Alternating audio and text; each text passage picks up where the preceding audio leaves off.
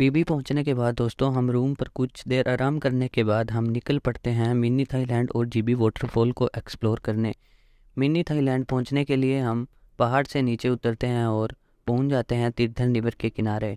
यहाँ हमारे दोनों तरफ बड़े बड़े पहाड़ और बीच में बह रही होती है तीर्थन रिवर। यहाँ से हम निकल पड़ते हैं पीबी वाटरफॉल के लिए और सबसे पहले हम वाटरफॉल के लिए टिकट ले लेते हैं और काउंटर से 10 मिनट चलने के बाद पहुंच जाते हैं वाटरफॉल के सामने, जो कि इतना खूबसूरत होता है कि जिसे देखकर हम 250 किलोमीटर की थकान भरी जर्नी को भूल जाते हैं। इसके बाद हम निकल पड़ते हैं रूम की ओर और यहाँ डिनर करने के बाद हमारा आज का दिन समाप्त हो जाता है।